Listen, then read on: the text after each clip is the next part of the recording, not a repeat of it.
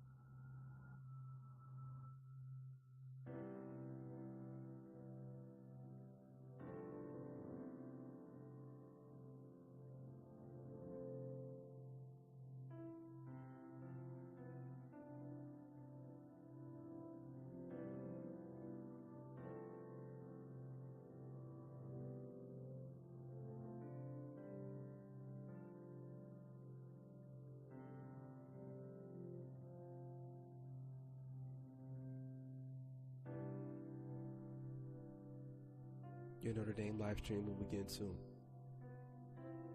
Thanks for watching.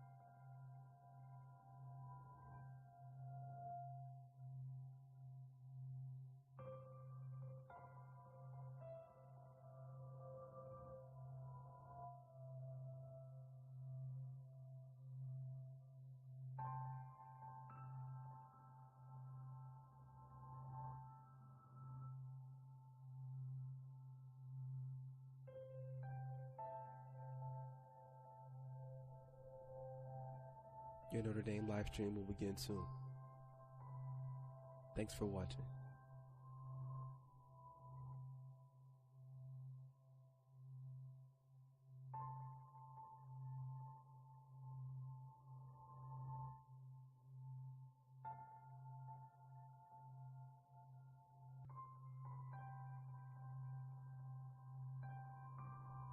Your Notre Dame live stream will begin soon. Thanks for watching.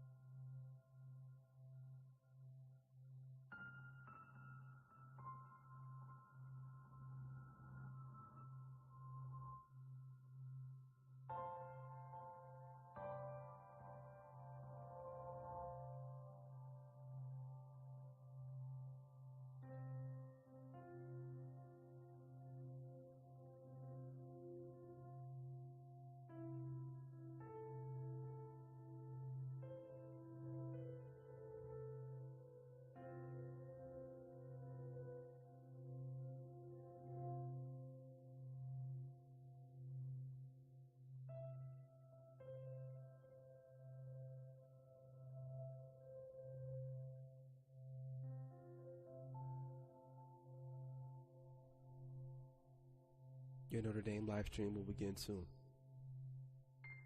Thanks for watching.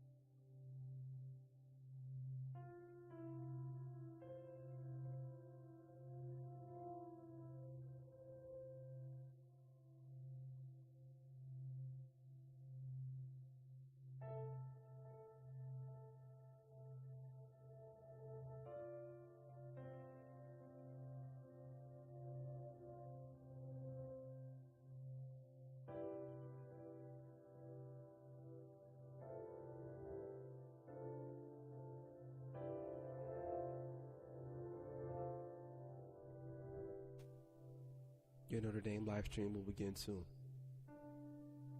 Thanks for watching.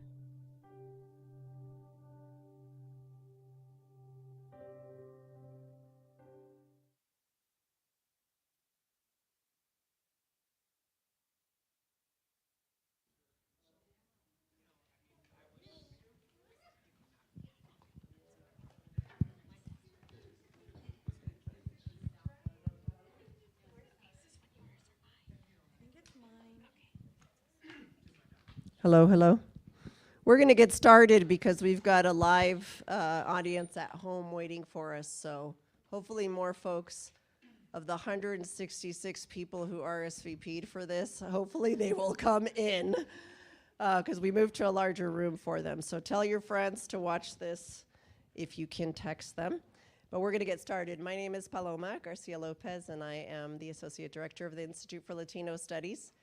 And we're very happy to partner now in our 7th year with the Hispanic Alumni of Notre Dame. And every year during Hispanic Heritage Month, we host a panel of professionals that are 5, 10, 15 years ahead of many of our students that are engaged in the Institute and in our work. And we want to make sure that you have modelos a seguir, that you have role models, that you can see who you want to be and ask them questions, not just about their career, but about the tough choices they've had to make in their personal and family and their own family, not just the family they left behind, and the different moves in jobs and in geography they've had to make to get where they are right now. And having those types of mentors and that real talk really helps.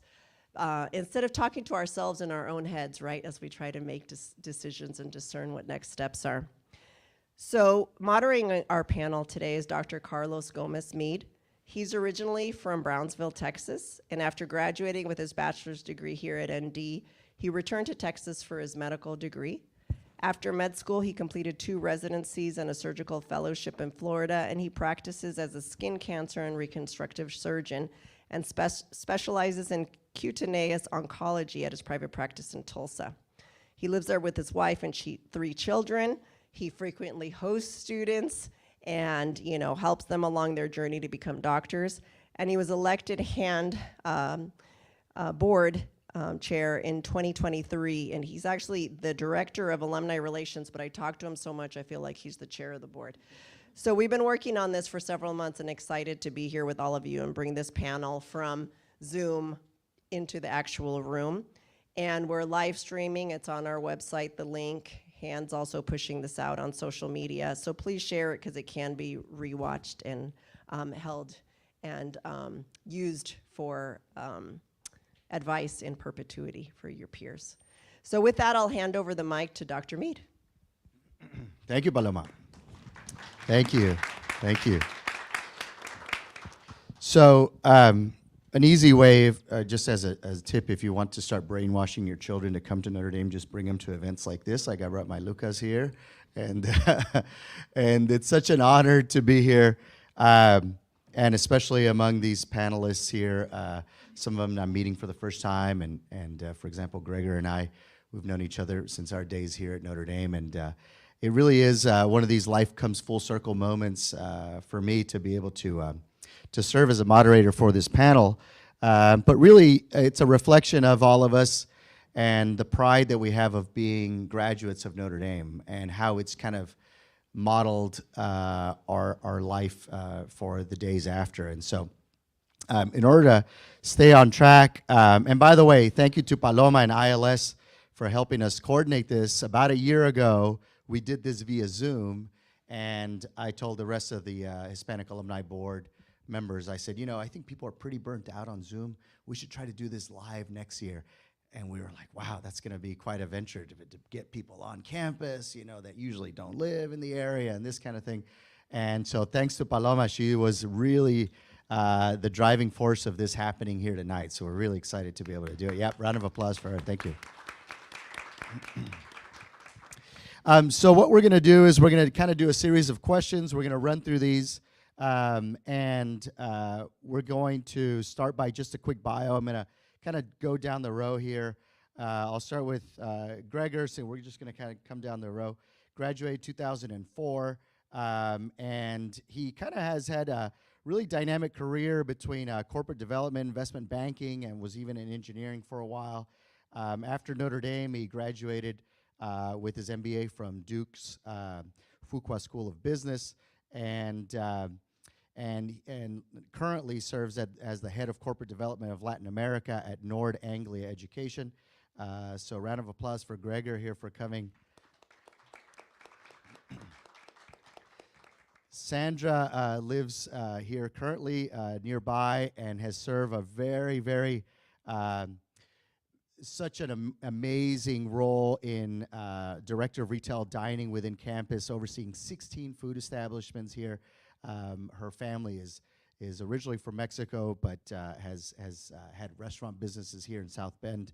Very entrepreneurial in her spirit, and has even helped to operate a family restaurant called Los Haces Mexican Restaurant here in South Bend, 2016, that eventually sold. Sandra's also led people and culture at Boys and Girls Club at Northern Indiana Corridor, and currently lives in Granger, Indiana, with her husband, George West. If you don't remember the name, he played football here at Notre Dame.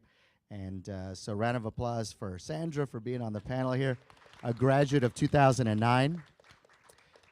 Kelly is from nearby where I'm from, down in the Rio Grande Valley, class of 2000, Bachelor of Arts in History and Sociology from Notre Dame, Dean's Honor List, and she captained the cheerleading team, which is very amazing.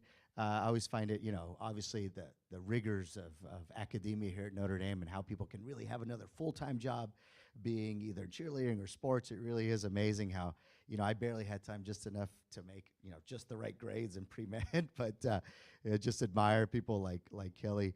And currently serves as a lawyer down in the Rio Grande Valley.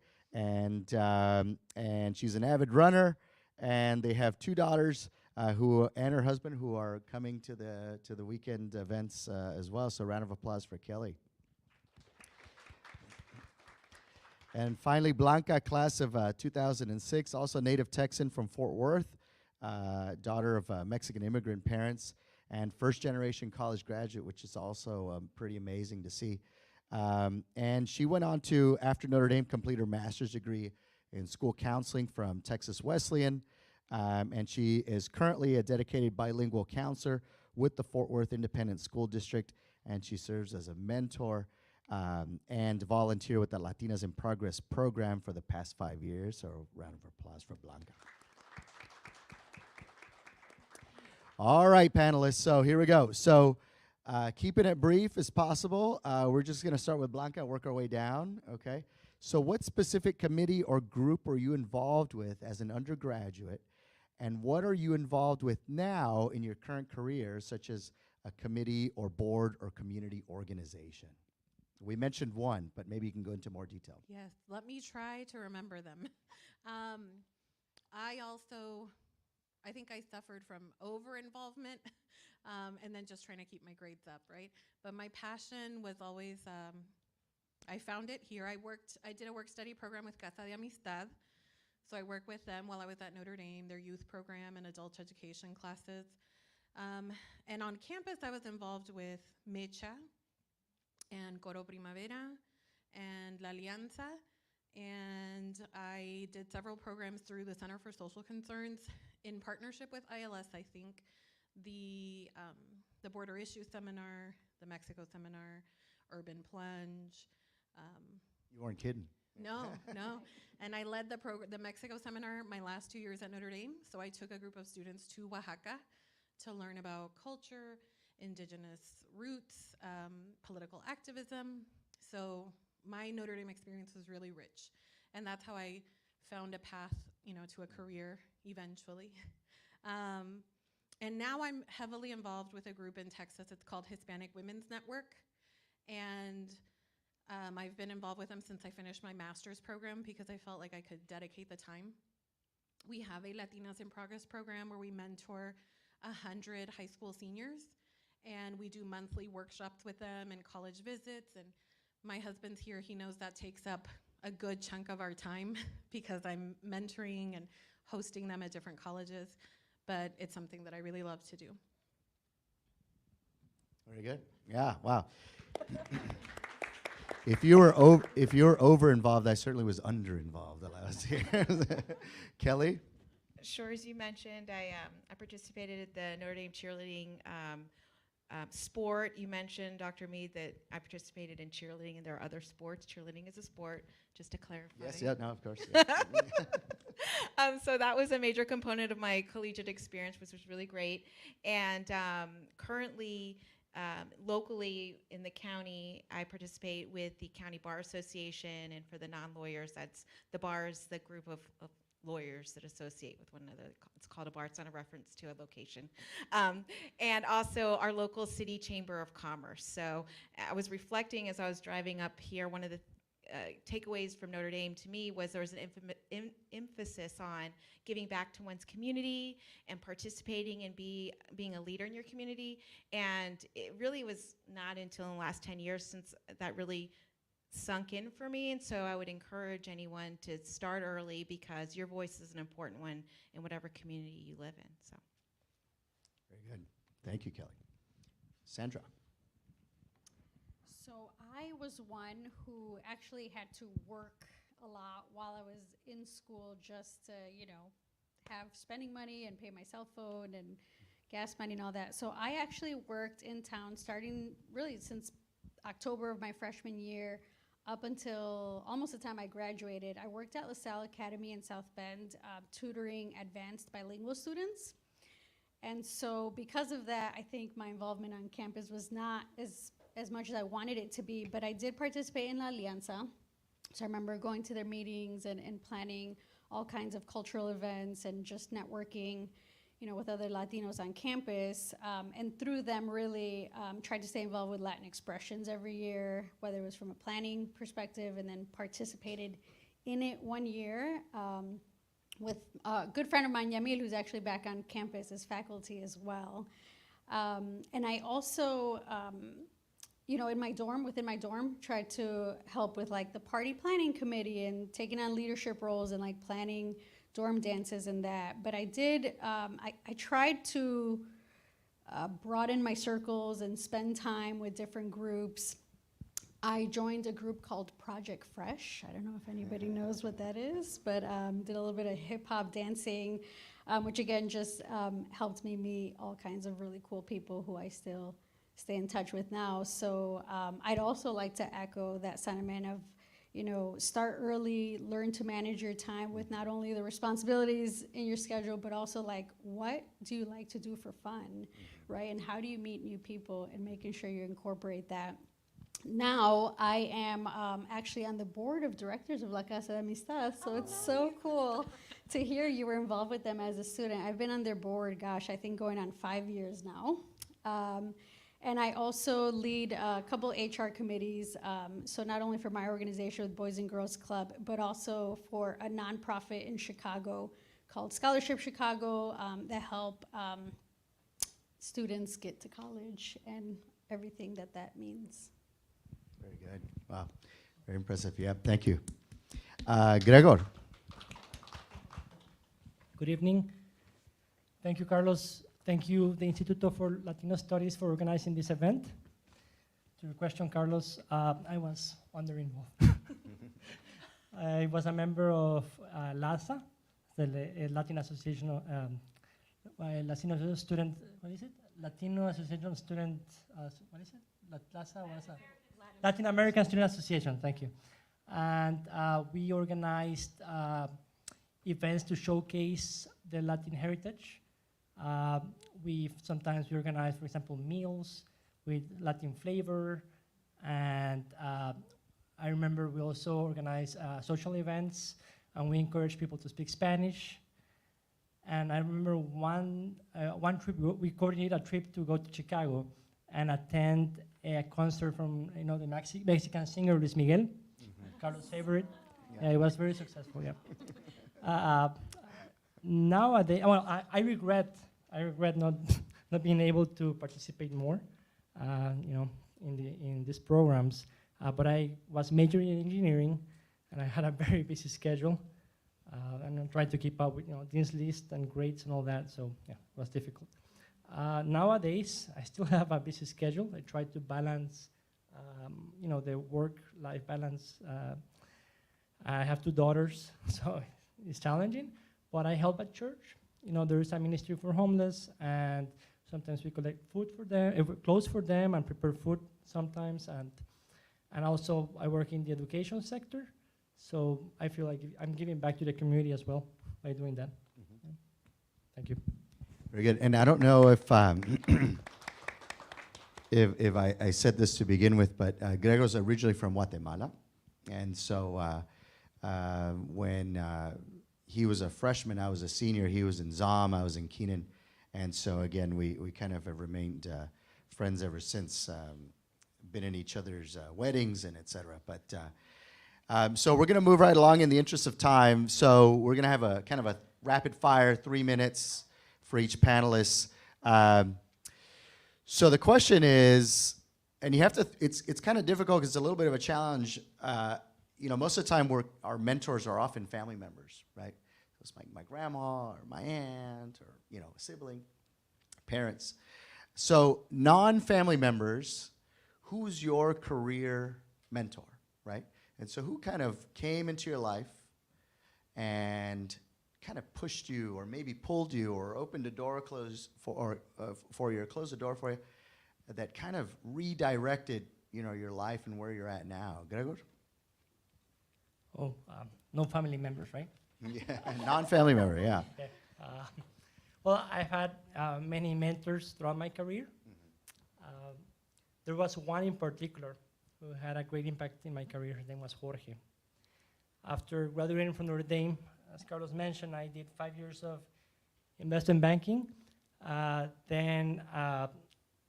years engineering, then got my MBA, got 5 years of investment banking, and then I transitioned to, I moved back to my country to work for a large corporate.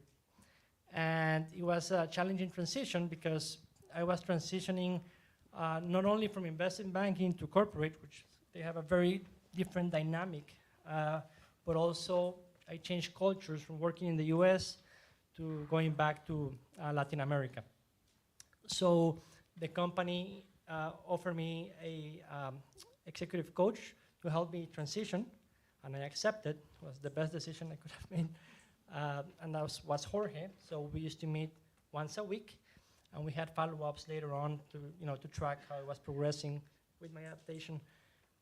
So we talked about the different culture. There's a great book called The Cultural Map. I can give you the references later. And then we also talk about a lot of things you don't see in investment banking. Emotional intelligence, so a lot of with self-awareness, leadership styles of leadership. Sorry.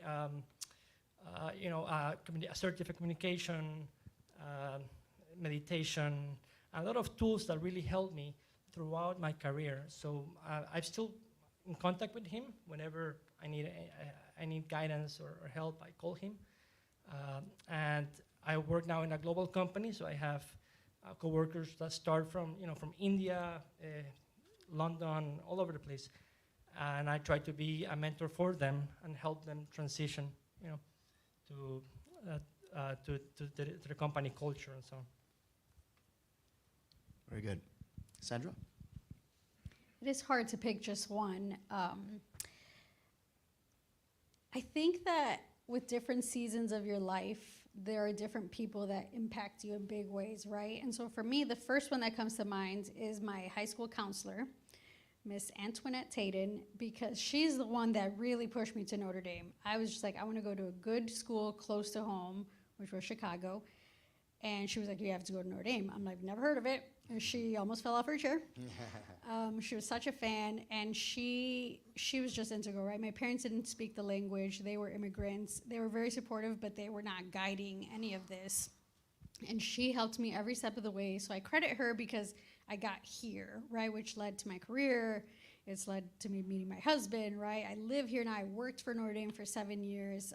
So it's been life-changing. But after that, I would say some have been assigned to me, whether it's, Notre Dame at one point assigned Doug Marsh as my mentor, and we met, and he mentored me on different things. But others just happened organically, right? Usually colleagues that I worked with who maybe were further along in their career that just asked those powerful questions. And, they're not usually people that give you any answers, but they prompt you to think about where you're headed, why you're doing it, are you doing it for the right reasons, just make you think. And I think there's a lot of beauty to that. And so I would say if you feel that pull towards someone, use them. If not, go find it, right? Go find that person. And I've had many. It's hard to credit them all, but they're very powerful. Kelly? Very good. Yeah, thank you, Sandra. Well, I am too disappointed we can't reference our parents. Can't do but, it. Yeah, you can't do it. Stepping beyond we all that, can, I mean, really. I agree with Sandra. There's so many. I agree with you. As your life evolves, you have different people that are pretty pivotal, and so I think currently a mentor, which happened organically, but she is the managing partner at my office, and she's female. She is Latina, and it is not often, even today, that you see women in very powerful positions that, have similar backgrounds to you, look like you, and it's tough being in those kinds of positions as a woman. And so it's nice to be able to see how someone that's similar to you reacts in difficult situations, in great situations, and try to model that as best you can and adapt it to your lifestyle. So, yeah. Very good. Yeah, it's true. Sometimes we kind of magnetize towards people that, you can relate with naturally, right? And so I feel like sometimes you just kind of stumble upon them, and then you talk to them, and they open your eyes to something totally new. And next thing you know, your life just changed, Right, or they'll go through similar experiences that you have gone through, and it's not as bad as you think it is, and here's some things, and tomorrow's a different day, and you're like, okay, I feel much better now. So true. Someone's been through it. We all have people like that. It's amazing. Yeah, it's amazing. What do you think, Blanca? So lots of mentors, right? I think one of them is in the room now. One of my anthropology professors, Karen Richmond. But when I think about life-changing, and the whole reason I'm here, when I was in middle school, I went to a small Catholic school in Fort Worth, and I was used to not having teachers that looked like me, and I honestly didn't think anything of it, My teachers didn't look like me. They didn't know how to pronounce my last name, and I didn't know how to pronounce my last name. And it took ACE teachers, our first ACE teachers at All Saints Catholic, who came over. Colleen, she's from El Paso, and Gabriel from Arizona. It took those two ACE teachers to show me possibilities, right? I remember Mr. Porchas once yelling at our class about how we pronounced our names, and he was like, say it again, and say it right, and say it proud. And that was like in 7th grade. No one had had that conversation with me because those teachers didn't come from a similar background. So my ACE teachers, because they were the first people to really talk about leaving home to go to college. My parents are huge proponents of education, But they didn't know, right? And we didn't know what they didn't know. So when my ACE teachers talked about, look, I'm from El Paso, I'm from Arizona, I went to South Bend, you can do it too. And they would talk to us about how hard it was to leave home and be in a cold place and make a home somewhere else. But I'd never met anybody who could tell me that until my ACE teachers. And one of them, I was very lucky. She came to work at the Center for Social Concerns after ACE, Colleen. And so when I was in high school, she invited me to visit. My very first time here, fell in love. And then I just knew, and my parents thankfully were really supportive, that I would do whatever it takes to get here, you know? And I remember having those teachers over at our house for carne asada and birthday parties. And, you know, one of those ACE teachers got my brother his first bike, you know, and just like they became a part of our family. And like I said, there have been so many mentors, but without them, I don't know that this all would have happened. Yeah. And sometimes we don't have to name specifically one person, because sometimes it is 10, 15, 25 people that changed our lives. I know I can go down a very, very long list. And yeah, I mean, what it comes down to is, again, you know, finding people that you can confide in that have a lot of similarities to you. For example, I mean, Gregor mentioned the music recently or just now, but I mean, you know, that's basically how, right? We became friends, and our friend group grew through groups of Panamanians and Colombians and Argentinians and Hondurans, and we all listened to the same music, right? And we can, you know, we spoke Spanish, and we can all relate, and, you know, and so, yeah, it's amazing how Notre Dame throws us into this position of, you know, people that are so similar to you in so many ways. Of course, so different sometimes too, right? And you have to kind of work around both areas and both scenarios to kind of navigate the 4 years. But, okay, great. So as a quick pause, you know, in this segment, we talk about HAND. And in case you don't know, HAND stands for Hispanic Alumni Notre Dame. A little pin, Lucas has one there. And there's 6 of us on the board. I was, again, very, very blessed to be elected on the board about 1.5 years or 2 years ago now.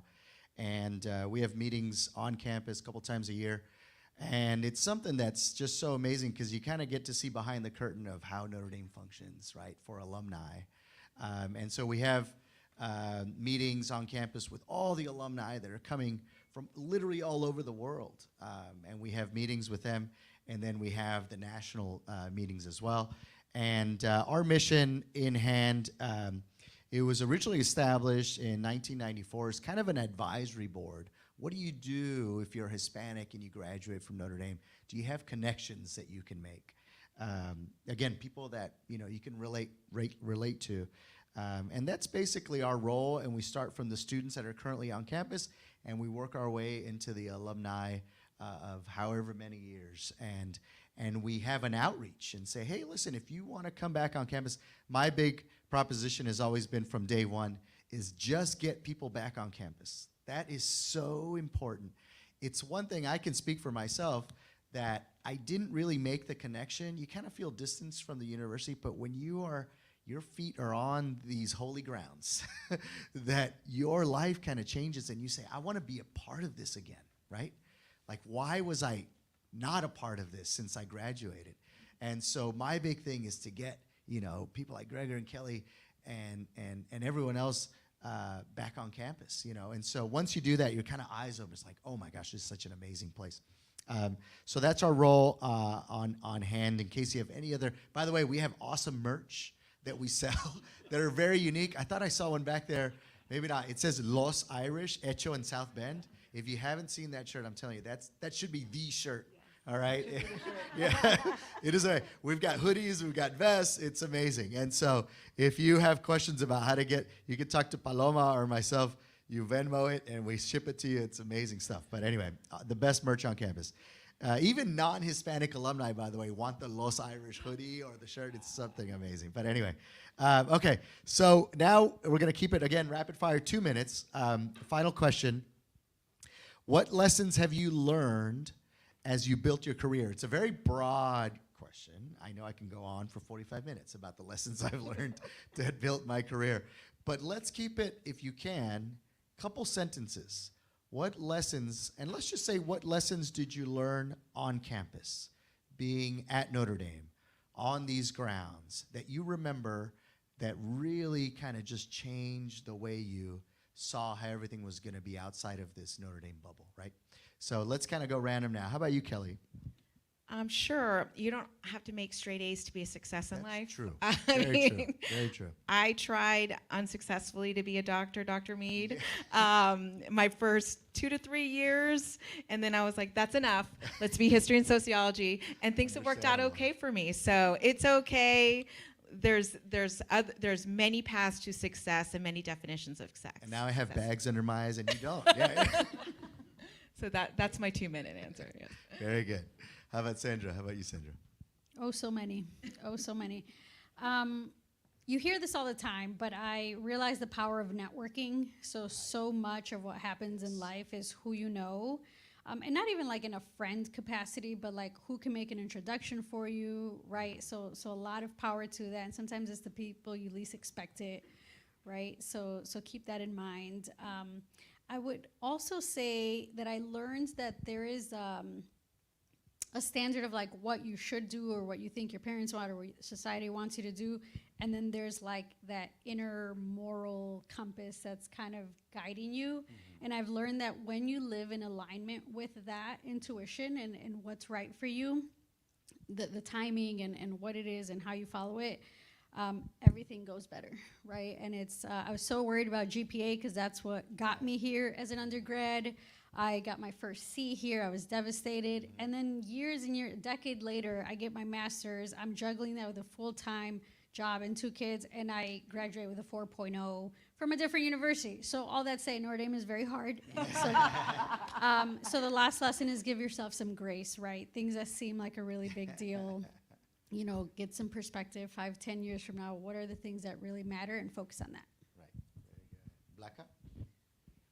I think one of the most important things I learned at Notre Dame was the importance of comunidad, right? I heard you kind of mention familia, right? It was the first time where it wasn't built in for me, right? Staying in Fort Worth, going to a small Catholic school, coming here, it was the first time I really had to build it and find it.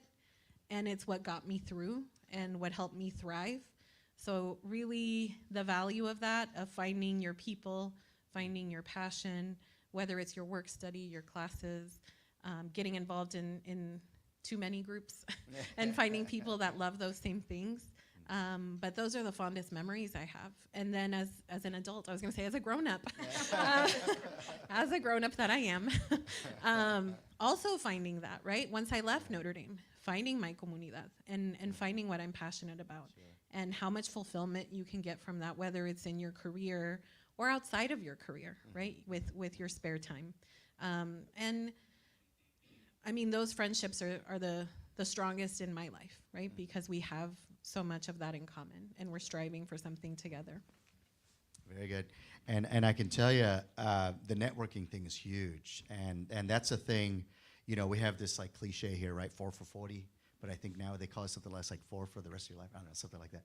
And it's about that Notre Dame network is so strong. I'll give you just a very brief story about that. When I was in medical school, I was doing a rotation in Florida, and it was an internal medicine rotation. I'll never forget. And I won't say his name just for his own, respecting. I don't know if he wants me to throw it out there, but name drop it. But anyway, they said, who's your rotation with? They go, Dr. So-and-so. They go, oh, man, he is super strict. You are going to have a rough time. It's going to be a rough 2 months for you. You're not going to sleep. It's going to be horrible. And I was like, oh, great, you know. And so anyway, day one, I show up, and I walk into his office, and he has a Notre Dame banner over his desk, right? And I said, Dr. So-and-so, did you go to Notre Dame? He goes, yeah. Who are you? I go, well, I'm Carlos. I'm the medical student. He's like, oh, I graduated in 01. He graduated like in 99, I think it was. And to the day, we are very close friends. He invited me after that. We were sleeping in the hospital for 2 months. No laundry, nothing, right? And because my wife's a physician too. I mean, we were doing it in laundromats. I mean, it was rough, right? And so he invited me to his apartment, not only to watch the games on Saturday, but do laundry at his house. It was just, it's amazing. It's amazing. And that's happened over and over and over and over again. When you go to Notre Dame, I literally just texted somebody that said, hey, I need surgery on my skin cancer. I got a melanoma. And I go, and he said, did you go to Notre Dame? No joke. This was 15 minutes ago, 20, 30 minutes ago. And I go, yeah, I'm on campus right now. You know, it's amazing. It never ends. That network is so strong. It's so amazing. But anyway, I can go on and on. Gregor, what do you think? Lessons that you learned at Notre Dame changed your life. Yes, I think looking back, I learned from Notre Dame that life is a journey, and enjoy it. But to be able to really enjoy it, you need to adapt and be flexible. In my case, for example, I moved to another country to come here. I changed careers. It's been exciting, and for me, it's been fulfilling. So have that flexibility, be able to adapt. Then, of course, networking, like Carlos said. I remember I was in Florida feeling lonely. I didn't know anybody. And I texted Carlos, and where are you? Oh, what? We're like a few blocks away by coincidence. Can you help me move? And he helped me move. We live next to each other in the dorm. We hadn't and he seen called each me, I'm other moving like to in 3 Florida. years. And I said, I live in Florida. Wait, but if one of us is moving, are you guys gonna come? Yes, it's extending an So- offer to everyone. Yeah, you only get it But once. like Carlos said, I've been in transactions where someone is selling a company, and not only they went to Notre Dame, but their cousins came here sometimes. And, it's a small world, small community, but we're everywhere, like cockroaches. No, anyway, and another lesson I learned is continue learning. You have to, remain relevant in your field of work. It's true. Okay, and last but not least, be resilient, because it's not a matter of if you're going to fail, but when. You are going to fail at some point in your career, and it's about how you bounce back, right? So you've had those experiences in Notre Dame for sure, when you were in those tests and maybe you didn't do that well and you have to keep going, so never quit, and eventually you'll get there, right? So yeah, those are my lessons. Yeah, very good. So true. Yeah, so true. Resilience is key, and like Gregor said, it's just a matter of how you bounce back after these constant failures and the disappointments, and they're going to come, right? For the students in the audience here, they're going to come. There's no life, but it's how you bounce back, what you make of it, what your roots teach you about how to push forward beyond these that really will change your life. Anyone can live a happy, successful life for the rest of their life, but that's how life is, right? It's not just peaches and roses, as I like to say. It's full of struggles. It's full of hurdles that you have to kind of overcome. But I feel like Notre Dame gives you all the resources in the world to be able to kind of overcome these things, and it's such a beautiful place. We wouldn't be here if it wasn't for us really, again, being so passionate about our university and where we came from. And so, that concludes it. And we're going to take a few questions from the audience. If anybody has any questions, now's your chance. Yes?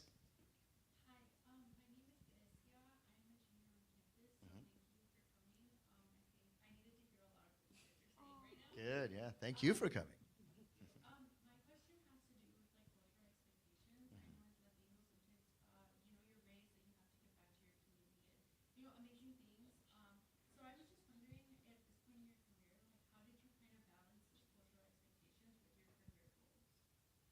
When you say cultural expectations, what do you mean by that? Like staying close to family. Oh, I see. Yeah. Giving back to your community. Sure. Well, number one, are you from here, near? I'm from an hour away. So that's one of the hardest things I feel like culturally. I can kind of kick it off. Is in us Latinos, we live with our parents the rest of our life. Right, we do not move away, and so I feel like number one, that can be very hard. I think sometimes, and not just us Latinos. There's many people, many other cultures or, expectations of. It's hard for us to leave home. It's very hard for us. Number one, the food, is so important to us, right? So important. I mean, it's incredible. And we were just talking about that with Sandra when Gregor and I were here, and Kelly. we didn't have the Mexican food you guys have now, and it could be anything really, you know, or just the food varieties that you have now. So that was very, very hard. But what do you think, Gregor, as far as cultural expectations? Yeah. Well, what I did in particular, because I left home when I was 18, 19, I came to Notre Dame. I never went back until, like, I don't know, 15 years later. And then I I escaped again. But anyway, so what I did is, I think it's important to stay connected to your roots. So what I did is I stayed close to family. I chose to live in a city where I could be back home in 2-3 hours, or where I can still have contact with friends and family, which in my case, since I'm from Guatemala, I chose to live in Miami because I have friends coming, like, a couple of days ago, I met another friend from Guatemala who actually came to Notre Dame as well.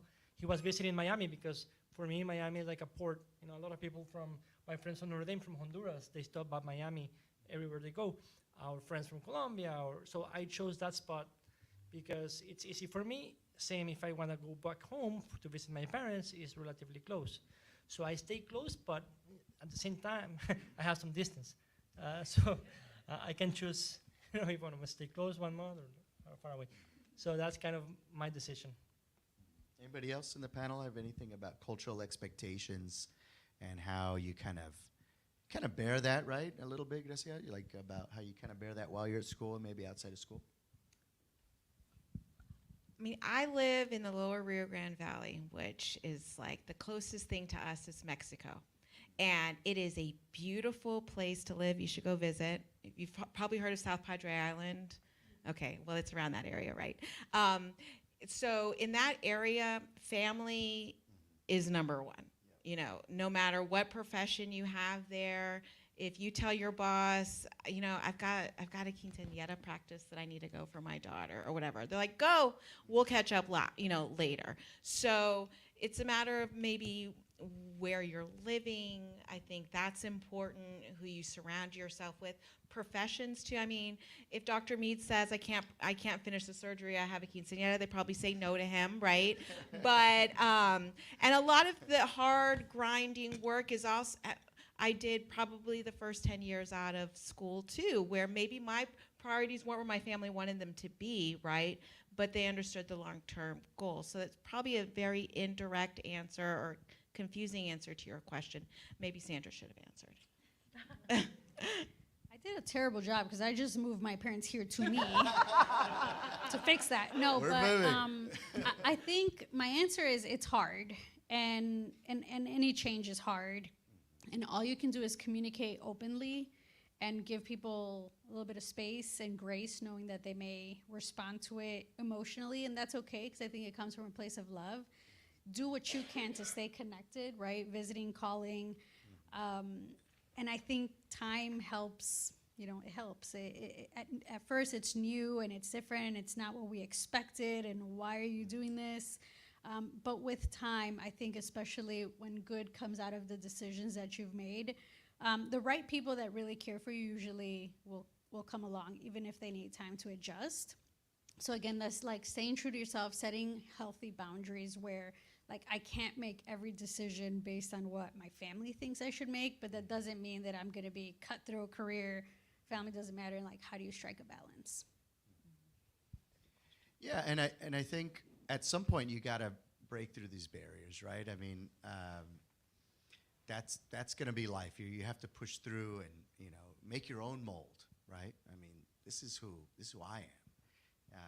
You know, I think our families sometimes, and I don't know, I mean, I certainly had people that came to this university, got extremely homesick and quit, went back. And, you know, the cold, number one, everyone talks about that, but you know, it's true if you come from warm weather like some of us do.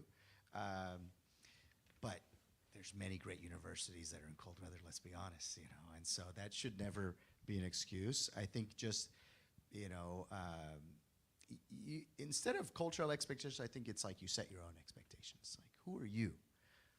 What are your goals? What do you want to do, right? It's not what my tia wants to do or wants me to do or what my cousins or whatever, because they all have they're going to have their opinions. But who does Gracia want to be? Like, what do you want to do, right? What boundaries are you setting for yourself? And what boundaries are you willing to step past, right? Because the 4 years here obviously have a big impact, but you're talking about the rest of your life, right? So try to kind of see the big picture in this. And whatever it is that you find challenging, remember it's going to form you and it's going to make you a better person 30 years from now, right? Always. Every single challenge, every single one. And again, we've all been through those, but every challenge makes you always stronger, always. Like seasoning a sword, right? In the steel, right? You got to beat it, beat it, beat it, beat it. And every time you strike, it's making a very, very smooth, shiny sword at the end, right? So that's I mean, it's a great metaphor for life, but yeah. So don't worry about what other people think. Don't worry about, culturally, of course, we have obligations, most of it food, right? Food bound, right? But once you overcome those little things, then it's really just about what are your personal goals and what are you willing to overcome that are really going to matter more than anything else. Yeah. Any other questions? All right. I know you guys have. No? Any questions? No? All right. Very good. Thank you guys for coming. This concludes it. And the Hispanic Heritage Month events at Notre Dame are coming to a close.